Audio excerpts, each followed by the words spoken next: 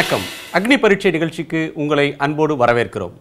இன்றைய நமது விருந்தினர் பாட்டாளி மக்கள் கட்சியின் நிறுவனர் டாக்டர் திரு ராமதாஸ் அவர்கள். வணக்கம். வணக்கம். வணக்கம்.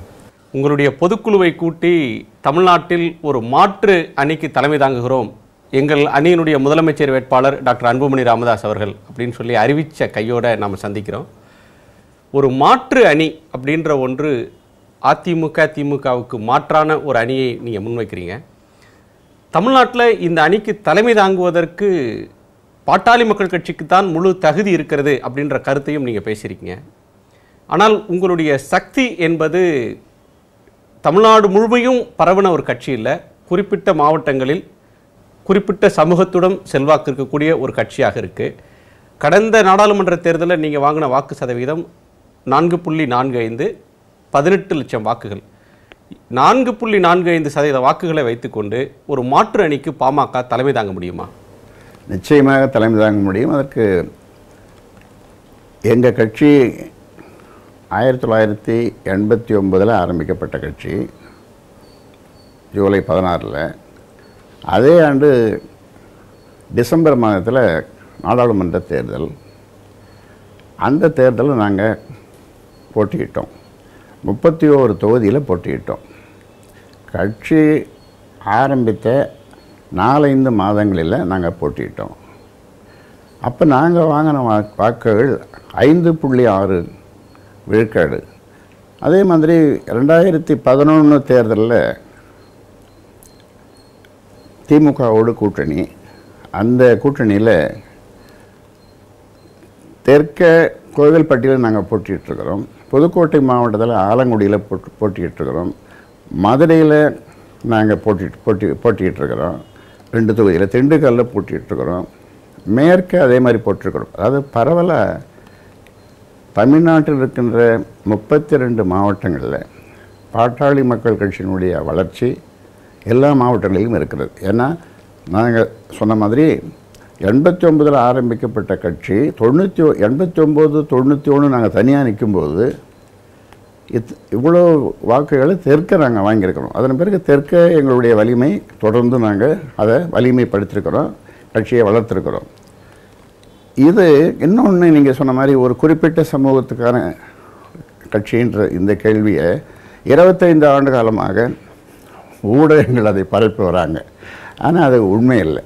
இந்த 26 ஆண்டு காலமாக கட்சி ஆரம்பித்த 26 ஆண்டு காலமாக நான் கொடுக்குற அறிக்கைகள் ஒட்டுமொத்த தமிழ் மக்களுக்கும் தமிழ் மண்ணுக்கும் தமிழ் மொழிக்குமான அறிக்கைகள் தானே தவிர ஒரு குறிப்பிட்ட சமுதாயத்துக்கான அறிக்கைகள் கிடையாது. நீங்கள் சொல்கிற பதில்களிலிருந்து 2 கேள்விகள் எழுகின்றன. தென் தமிழகத்திலையும் மேற்கு மாவட்டங்கள்லையும் நீங்கள் போட்டிகிட்ருக்கீங்க.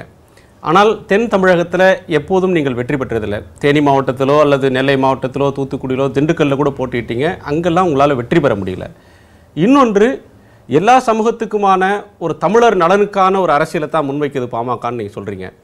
தமிழர் நலன், தமிழ் பாதுகாப்பு இயக்கம் அப்படின்ற ஒன்றை நீங்கள் நடத்தினாலும் தேர்தல் தோல்வி அப்படின்னு தேர்தலில் வெற்றி வரலன்ன உடனே நீங்கள் மீண்டும் ஜாதிய அரசியலை கையில் எடுக்கிறீங்க அப்படின்ற ஒன்று கடந்த 2-3 ஆண்டுகளாக பார்க்க முடிகிறது. குறிப்பாக நீங்கள் கடைசியாக வெளியிட்ட ஒரு அறிக்கை நீதிபதிகள் நியமனம் தொடர்பாக. இப்போ நீதிபதிகளில் மீனவர்களில் நீதிபதிகள் இதுவரையிலும் வரல, அருந்ததியர் சமூகத்தில் வரல, முத்தரையர், யாதவர், முடிதிருத்துவோர், சலவையாளர்னு பல சமூகங்களில் வரல. ஆனால் அவர்களுக்கெல்லாம் சொல்லாமல் வன்னியர்களுக்கான பிரதிநிதித்துவம் இல்லை அப்படின்ற கருத்தை தான் நீங்கள் சொல்கிறீங்க. எல்லா சமூகங்களுக்கும், குறிப்பாக எந்த சமூகங்களுக்கு நீதிபதிகள் நியமனம் இல்லையோ அந்த சமூகங்களுக்கும் கொடுக்கணும்னு சொல்லி பல அறிக்கைகளில் நான் சொல்லியிருக்கிறேன். இப்போ சொன்னது நான் இந்த அறிக்கை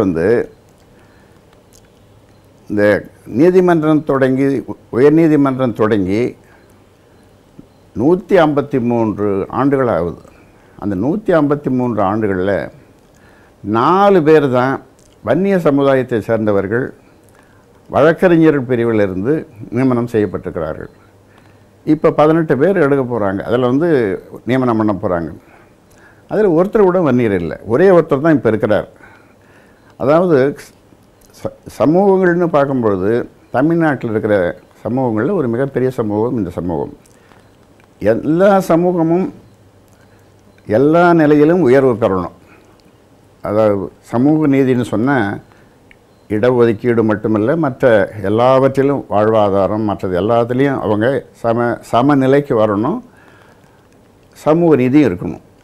இப்போ இருக்கிற சமுதாயம் சமநீதியற்ற சமநிலையற்ற சமூகமாக தமிழ்நாட்டில் இருக்குது நம்ம பார்க்குறோம். இது எல்லாமே ஒரே நிலையில் வரணும் அப்படின்றது தான் என்னுடைய இது. அந்த வகையில் இது போன்ற ஒரு அறிக்கைகள் ஒரு சமுதாயத்துக்கு கொடுக்கறதுக்கு, இந்த சமூகத்துக்கு வன்னிய சமுதாயத்துக்கு இந்த ஒரு நீதிபதி நியமனம் வேண்டும் அப்படின்ற இப்படி பாரபட்சமாக இருக்குது, ஏமாற்றப்பட்டிருக்கிறதுன்னு சொல்கிறதுக்கு இன்னொருத்தர் ஒரு தலைவர் அல்லது ஒரு கட்சி இல்லாத நிலையில் சொல்ல வேண்டிய நிர்பந்தம் ஏற்படுகிறது. இதில் ஒன்றும் தவறுன்னு நான் நினைக்கல. பாட்டாளி மக்கள் கட்சி தலைமையில் மாற்று அணின்னு சொல்கிறீங்க. இப்போ நீங்கள் பாரதிய ஜனதா கட்சி தலைமையிலான தேசிய ஜனநாயக கூட்டணியில் அகில இந்திய அளவில் இருக்கீங்க. அந்த அணியில் இருந்து கொண்டே இங்கே ஒரு மாற்று அணி அப்படின்னு சொல்கிறது கூட்டணி தர்மத்துக்கு எதிரானது, கலந்து பேசாமல் எடுத்த ஒரு முடிவு ஒருதலை பட்சமானதுன்னு அந்த கட்சியோட தேசிய செயலாளர் H. ராஜா விமர்சிக்கிறார். இது கூட்டணி தர்மத்தை மீறின செயலாகாதா? கூட்டணி தர்மம்னே ஒன்று கிடையாது. பொதுவாக என்ன கூட்டணி தர்மம் அப்படின்னு சொன்னால், கூட்டணின்னு சொன்னால் ஒரு குறைந்தபட்ச செயல் திட்டத்தை தேர்தலுக்கு முன்னால் வகுத்து அதில் எல்லாருமே கையெழுத்து போட்டிருப்பாங்க. அதை காமன் மினிமம் ப்ரோக்ராம் அப்படின்னு சொல்லுவாங்க. ஆனால் அந்த மாதிரி ஒன்றும் நடக்கலை. அதன் பிறகு இந்த தேர்தல் முடிந்த பிறகும் இந்த கூட்டணியில் இருக்கிற எல்லா கட்சிகளும் சேர்ந்த ஒரு கூட்டத்தையும் அவங்க கூட்டலை. அதனால் இந்த தேர்தலோடு அந்த கூட்டணி முடிந்தது அப்படின்றது மாதிரி அவங்களுடைய நினைப்பு இருக்கிறதுன்னு நினைக்கிறேன் நான். ஏன்னா பிஜேபியினுடைய அந்த நினைப்பு. அதனால் தமிழ்நாட்டை பொறுத்த வரைக்கும் எங்கள் தலைமையில், பாட்டாளி மக்கள் கட்சி தலைமையில் பிஜேபி வந்தாலும் நாங்கள் ஏற்றுக்குவோம். அதாவது திமுக, அண்ணா திமுகவை தவிர்த்த மற்ற எந்த கட்சிகள் வந்தாலும் நாங்கள் ஏற்றுக்குவோம். அப்போ தேசிய ஜனநாயக கூட்டணின்றது தமிழ்நாட்டில் இல்லை அப்படின்னு சொல்லலாமா? நிச்சயமாக சொல்லலாம், நிச்சயமாக சொல்லலாம். விஜயகாந்த் அவர்களை ஒருவேளை முதலமைச்சர் வேட்பாளராக அறிவிச்சிருவாங்க பாஜக கூட்டணியில் நீடிச்சா, இதே நம்ம அறிவிக்காமல் இருந்தோம்னா, விஜயகாந்த் என்ன அதிக இடங்களில் அவங்க கட்சிக்கு போன முறை நாடாளுமன்ற தேர்தல் இடம் கொடுத்தாங்க, எனவே அந்த வாய்ப்பை தந்துடக்கூடாது அப்படின்றதுக்காக பாமக முந்தி கொண்டதுன்னு சொல்லலாம். இல்லை இல்லை இல்லை, அதாவது இதை 3 ஆண்டுகளுக்கு முன்னாலே நாங்கள் அறிவிச்சிருக்கணும். 3 ஆண்டுகளுக்கு முன்னாலே நாங்கள் 2011 இந்த முடிவை நாங்கள் எடுத்துருக்கணும். ஆனால் அப்போ அந்த முடிவை நாங்கள் எடுக்க தவறிட்டோம். அது நாங்கள் செய்த ஒரு பெரிய தவறு. அதோடு சென்ற ஆண்டே இந்த முடிவை அறிவிக்கிற மாதிரி நாங்கள் இருந்தோம். முதலமைச்சர் வேட்பாளரை அறிவிக்கிறதுக்கு அந்த முயற்சியில் இருந்தோம். அது தள்ளி போச்சு. அதனால் நீங்கள் சொல்கிறதுக்கும் இப்போ நாங்கள் அறிவித்ததுக்கும் எந்த சம்பந்தமும் கிடையாது. இப்போ தேசிய அளவில் பிஜேபி கூட்டணியில் பாமக இருக்குது, தமிழ்நாட்டில் மட்டும் அந்த கூட்டணி இல்லைன்னு சொல்கிறதா? தற்பொழுது அப்படி தான் சொல்லணும். தற்பொழுது அப்படி தான் சொல்லிக்கணும். பாமக வெளியேறினால் பாதிப்பு எங்களுக்கு இல்லைன்னு பொன் ராதாகிருஷ்ணன் சொல்கிறார். கூட்டணி தர்மத்தை நீங்கள் காப்பாற்றலை அப்படின்னு சொல்லி பாஜக தேசிய செயலாளர் ராஜா சொல்கிறார். நீங்கள் தொடர்ந்து விமர்சிக்கிறது நியாயம் இல்லை அப்படின்னு சொல்லி தமிழிசை சொல்கிறாங்க. அப்படி இருந்தும் கூட பாஜக கூட்டணியில் நீங்கள் தொடர்றதுக்கு என்ன காரணம்? அதற்கு வேறு ஒன்றும் காரணம் இல்லை. நாங்கள் நானே அதிலேருந்து விலகிறத விட அவங்க அந்த அறிவிப்பை வெளியிடட்டும், அவங்க சொல்லட்டும் அப்படின்றதுக்காக தான் நாங்கள் இந்த இதை நான் அறிவிச்சிருக்கிறோம். இப்போ முதலமைச்சர் வேட்பாளர் என்னும்போது அவங்கள தானாகவே ஏற்கனவே அவங்க சொல்லியிருக்கிறாங்க. என்ன சொல்லியிருக்காங்கன்னா, எங்கள் தலைமையில் நாங்கள் ஒரு மாற்று அணி அமைப்போன்னு சொல்லியிருக்கிறாங்க. பிஜேபி இங்கே தமிழ்நாட்டில் சொல்லியிருக்குது. அதன் பிறகு தான் நாங்கள் சொன்னோம். ஆனாலும் நாங்கள் அதற்கு முன்னாலே நாங்கள் அந்த முடிவில் இருந்தோம். அதனால் இது 2 பேருமே அவங்களும் ஒரு மாற்று அணியை அவங்க தலைமையில் அமைக்கிறதுக்கு ஆனால் எல்லா உரிமைகளும் அவங்களுக்கு இருக்குது. தமிழ்நாட்டில் இருக்கிற எல்லா கட்சிகளுக்கும் அந்த உரிமை இருக்குது. அவங்க சொல்லலாம், அறிவிக்கலாம், எங்களை மாதிரி அறிவிக்கலாம். அதனால் நாங்கள் அறிவிச்சிருக்கிறோம். நாங்கள் வெளிப்படையாக ஒரு அழைப்பை போன வருஷமே நவம்பர்லேயே நான் வெளியிட்டேன். எங்கள் செயற்குழு முடிவில் சொன்னோம். என்னென்னா, பாட்டாளி மக்கள் கட்சி தலைமையில் ஒரு மாற்று அணி அமைக்கிறோம்.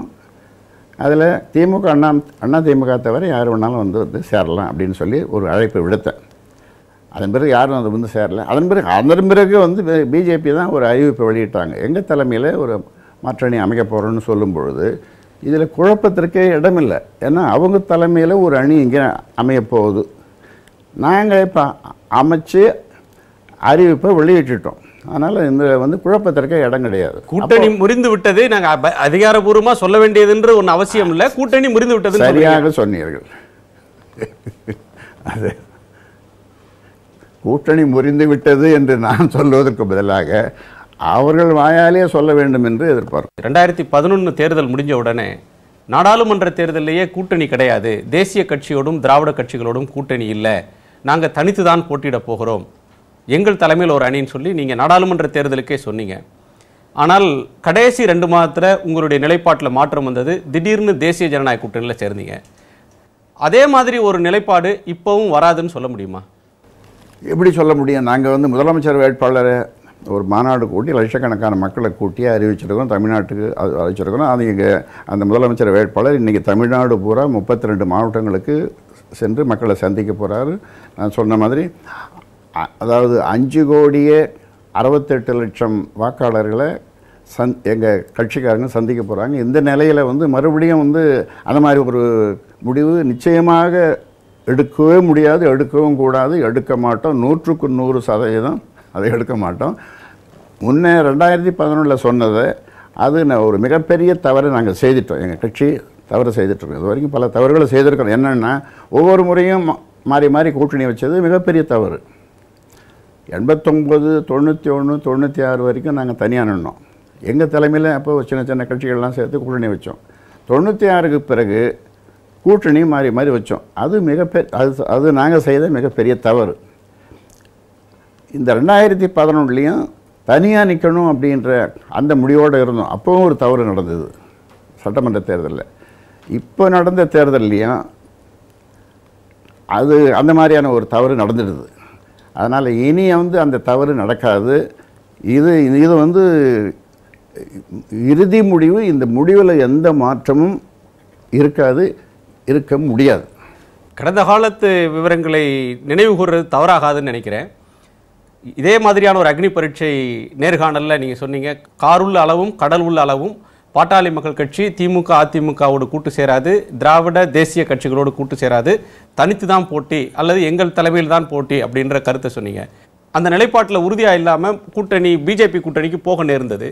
விஜயகாந்த் அவர்களோடு கூட சமரசம் செய்து கொண்டு கூட்டணிக்கு போனீங்க.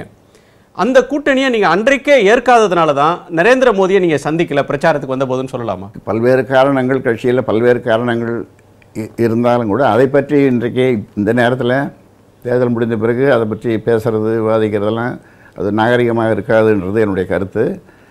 அதனால் வந்து முன்ன சொன்ன மாதிரி திமுகவோட இல்லை அதிமுகவோட கார் உள்ளளவும் கடல் நீர் உள்ளளவும் அந்த மாதிரி சொன்னதெல்லாம் அது அவங்களுடைய வசனம் தான்.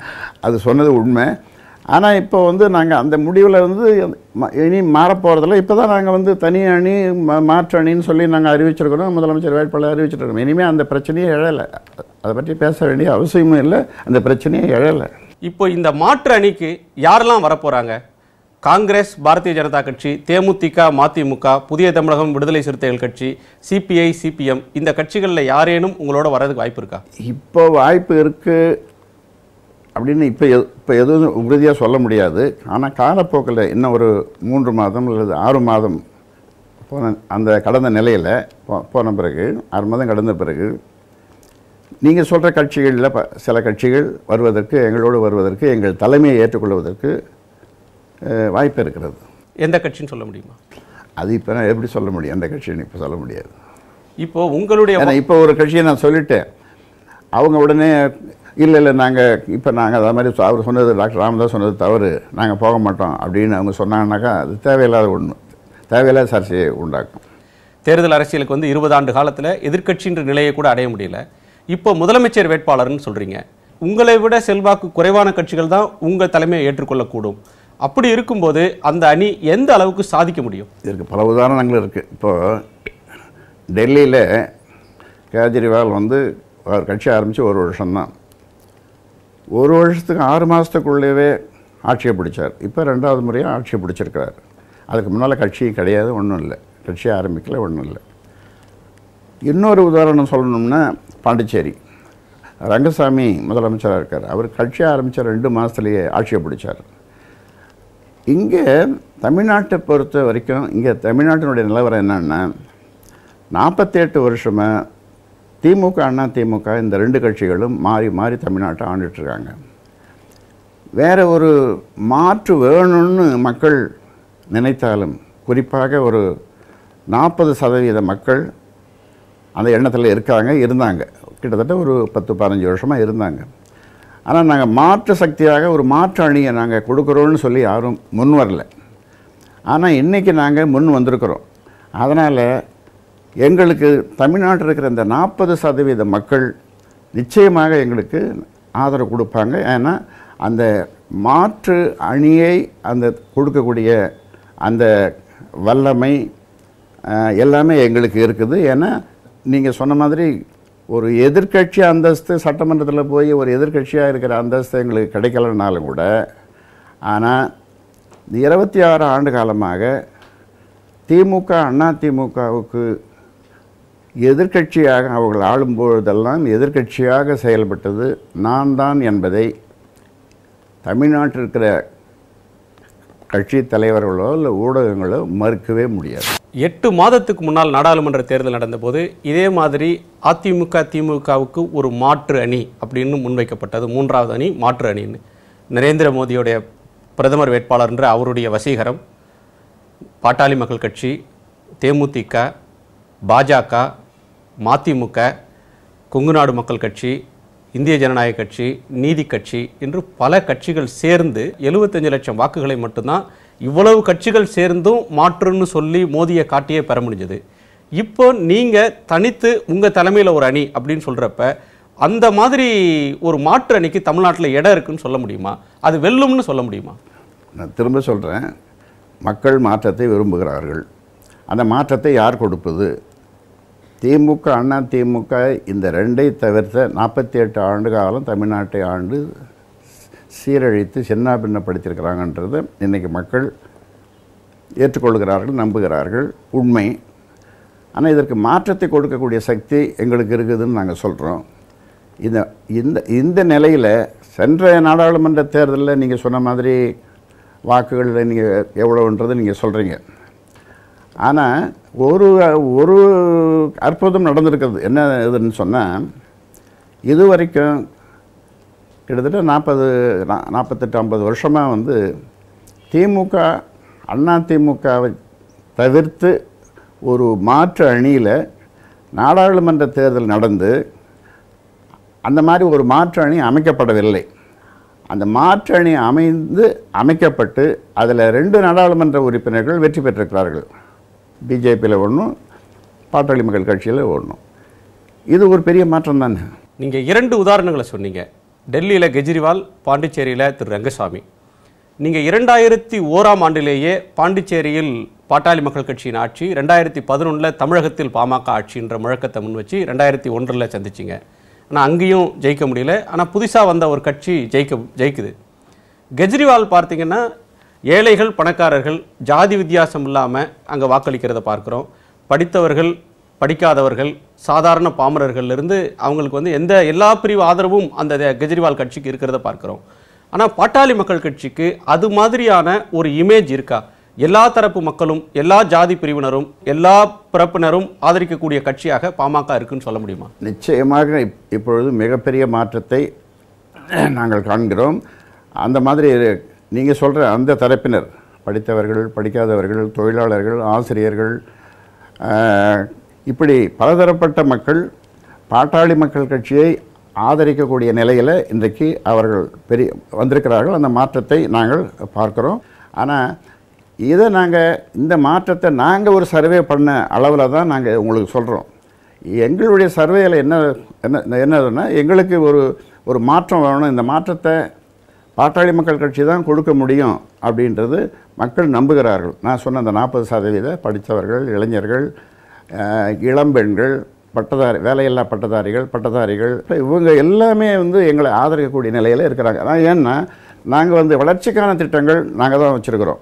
நிறைய திட்டங்களை நாங்கள் வளர்ச்சிக்கான திட்டங்களை நாங்கள் புதிய அரசியல் புதிய நம்பிக்கை அப்படின்னு சொல்லி அதில் தமிழ்நாட்டில் இந்த 48 ஆண்டு காலமாக என்னென்ன சீரழிவுகள் நடந்திருக்குதுன்றது முதல்ல சொல்லிவிட்டு நாங்கள் வந்தால் என்ன பண்ணுவோம், என்னென்ன வளர்ச்சி எல்லா துறையிலும் என்னென்ன வளர்ச்சி பண்ணுவோம், எப்படி பண்ணுவோம், என்ன இலக்கு யுக்திகள் என்ன, அதெல்லாம் நாங்கள் விரிவாக சொல்லியிருக்கிறோம். அது ஊடகங்கள் எல்லாருக்கும் நாங்கள் கொடுத்துருக்கோம், எல்லாருக்கும் தெரியும்.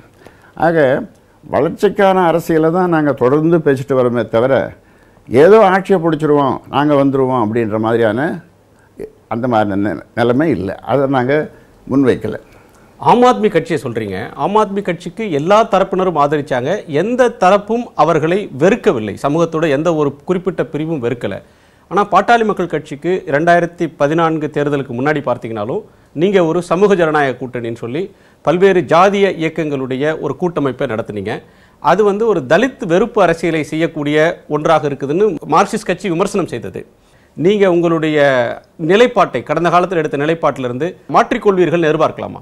மாற்றிக்கொள்வதற்கான பிரச்சனையே எழலை. ஏன்னா எங்களை பொறுத்தவரை நாங்கள் கட்சி ஆரம்பித்த காலத்திலிருந்து தலித்துகளுக்கு ஆதரவான நிலைப்பாட்டையும் தலித்துகளுடைய முன்னேற்றத்திற்காகவும் உரிமைகளுக்காகவும் நாங்கள் போராடி வந்திருக்கிறோம். என்ன மாதிரி தலித்துகளுக்காக போராடிய ஒரு தலைவர் தமிழ்நாட்டில் யாருமே இல்லை. நான் இதை வந்து விவாதம் பண்ணுறதுக்கு எங்கே கூப்பிட்டாலும் யாரோடவும் பேசுகிறது நான் தயாராக இருக்கிறேன். அந்த மாதிரி நாங்கள் தலித்துகளுக்கு ஆதரவாக தான் இருந்திருக்கிறோம்.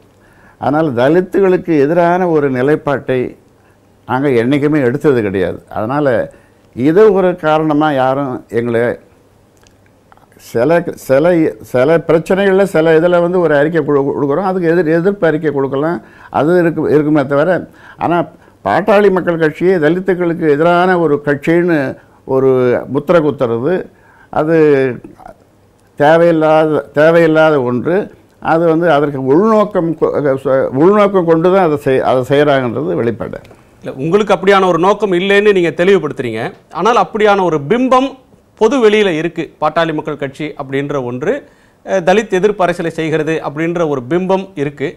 அதற்கு தருமபுரி சம்பவம் கூட காரணமாக இருக்கலாம். இப்போ அந்த எண்ணம் தவறுன்னு சொன்னால் இனி வரக்கூடிய காலங்களில் பாமகவோட அணுகுமுறை மாறும், விடுதலை சிறுத்தைகள் உள்ளிட்ட கட்சி கூட உங்கள் கூட்டணியில் உங்கள் தலைமையை ஏற்று சேரலாம் அப்படின்னு நீங்கள் பகிரங்கமாக சொல்வீங்களா? இதெல்லாம் வந்து எங்கள் கட்சி எடுக்க வேண்டிய நிலைப்பாடு, முடிவு, நிர்வாகக்குழு மற்ற இதெல்லாம் செய்ய வேண்டிய நிலைப்பாடு. ஆனால் நான் பொதுவாகவே சொல்லியிருக்கிறேன், இந்த திமுக அண்ணா திமுக தவிர எங்களோடு யார் வேணாலும் வரலாம் அப்படின்னு சொல்லியிருக்கிறேன். ஆனால் இதில் நீங்கள் இப்போ ஒன்று உங்களுக்கு சொல்ல விரும்புகிறேன். பாட்டாளி மக்கள் கட்சி எந்த அணியில் இருக்கோ அந்த அணியில் நாங்கள் நிச்சயமாக இருக்க மாட்டோம்னு சொல்லி திருமாவளவன் சொல்லியிருக்கார். அதனால் இந்த கேள்வியை அவர் தான் நீங்கள் கேட்கணும். அவர் திமுக அதிமுக தலைமையிலான அணியில் பாமக இருக்குமானால் அங்கே இல்லை அப்படின்ற ஒரு பொருள்பட தான் சொல்கிறார். பாமக தலைமையிலான அணியிலும் அது பொருந்துமான்றதை நீங்கள் அந்த கேள்வி அவரை கேளுங்க. நீங்கள் சரி கேட்போம்.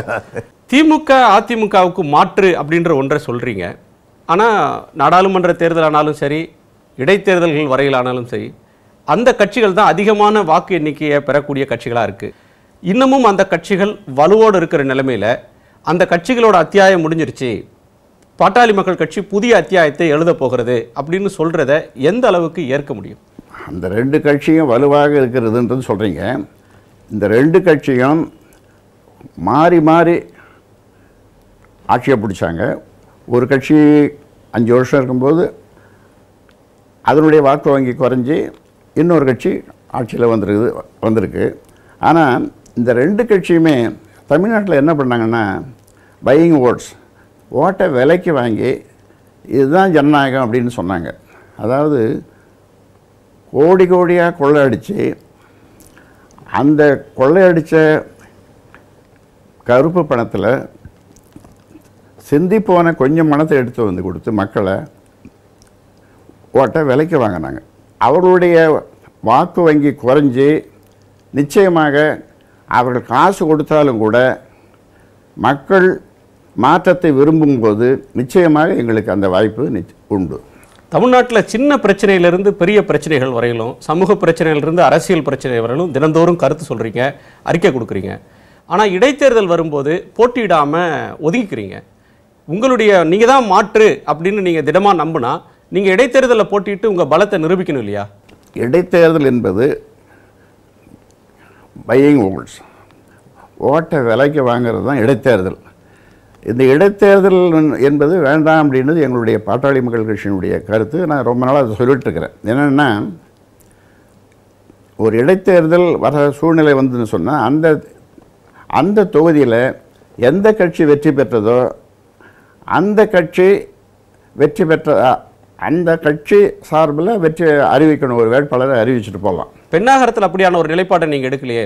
அந்த ஒரு தேர்தல் தான் நாங்கள் இது பண்ணோம். அதன் பிறகு தான் இந்த மாதிரியான கொள்கையை நம்ம தொடர்ந்து சொல்லிட்டு வரோம். இந்த மாதிரி ஒரு நிலைப்பாட்டை நாங்கள் சொல்லிட்டு வரோம். நரேந்திர மோடியை பிரதமர் வேட்பாளராக அறிவிச்சதுனால அந்த கட்சிக்கு ஒரு இமேஜ் கிடைச்சது, அதனால அந்த கட்சி வெற்றி பாதைக்கு அவரால் அழைத்துட்டு போக முடிஞ்சது.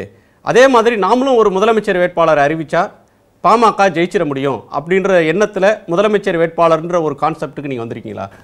நாங்கள் யாரையும் பின்பற்ற மனநிலை இல்லை, அந்த மாதிரி பின்பற்ற வேண்டிய அவசியமும் இல்லை, யாரையும் உதாரண புருஷராக எடுத்துக்கொள்ள வேண்டிய நிலையில் நாங்கள் இல்லை. ஒரு கட்சியினுடைய கொள்கை என்னவாக இருக்கணும்னு சொன்னால் அந்த மாநிலத்தையோ அல்லது இந்தியாவையோ ஆளணும் அப்படின்றது தான் ஒரு கொள்கையாக இருக்குமோ தவிர, மாறி மாறி கூட்டணி வச்சு 2 எம்எல்ஏ, ஒரு 4 எம்பி, 20 எம்எல்ஏ இவங்க இப்படி வந்தால் போதுன்ற அந்த நிலைப்பாடு அது சரியான நிலைப்பாடு இல்லை. இந்த தவிர நாங்கள் செய்துட்டோம். இதை தமிழ்நாட்டு மக்கள்கிட்ட நான் ஏற்கனவே பல முறை மன்னிப்பும் கேட்டுட்டேன். இது இந்த தவறு நாங்கள் செய்துட்டோம். அதனால் இனிமேல் நாங்கள் தலைமை தாங்குவோம், எங்களை ஆதரிங்க. நாங்கள் ஒரு பொறுப்புள்ள உண்மையான எதிர்க்கட்சியாக இது வரைக்கும் நாங்கள் செயல்பட்டு வரோம். எங்களை மாதிரி எதிர்க்கட்சியாக யாருமே செயல்படலை. நாங்கள் எதிர்க்கட்சியாக அந்தஸ்து பெற்ற சட்டமன்றத்தில் நாங்கள் உட்காரல. அதை தவிர ஆனால் எல்லா நிலையிலும் பாட்டாளி மக்கள் கட்சி தான் உண்மையான எதிர்க்கட்சியாக செயல்பட்டு வந்திருக்கிறதுன்றது தமிழ்நாட்டு மக்கள் எல்லாருக்கும் தெரியும். அந்த நிலையில் நாங்கள் இப்போ இனி வருங்காலங்களில் எல்லா தேர்தல்கள்லையும் நாங்கள் தான் தலைமை தாங்குவோம். பாட்டாளி மக்கள் கட்சி ஆட்சி தான் வரும், அது நடக்கும். இல்லை, பாட்டாளி மக்கள் கட்சி ஆட்சிக்கு வரணும்னு நீங்கள் நினைக்கிறதுல எந்த தவறும் இல்லை, நீங்கள் நினைக்கிறதுக்கான உரிமை இருக்குது.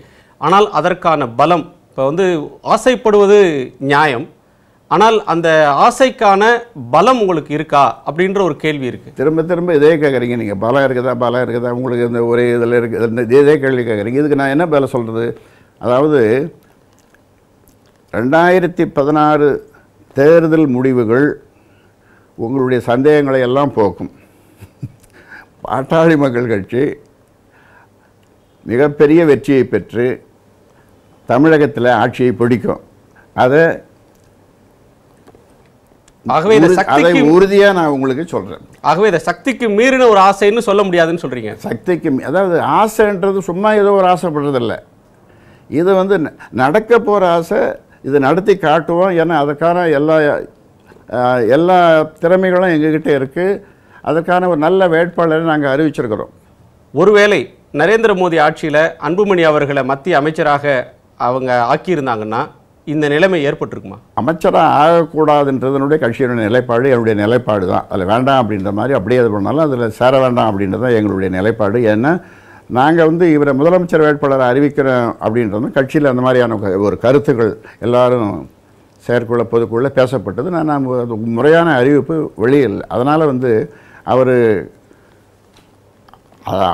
கட்சியில் கூட அப்படி சொன்னாங்க. அதாவது அவரை அமைச்சராக அறிவிச்சிருந்தாங்க நாட்டுக்கு நல்லது,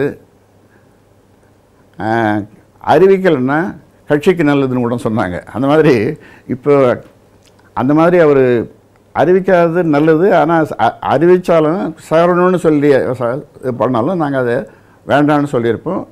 அது தேவையில்லாத ஒன்று. முதலமைச்சர் ஆன உடனே முதல் கையெழுத்து மதுவிலக்குக்காகத்தான் அப்படின்னு சொல்லி ஒரு பேனாவையும் அவர்கிட்ட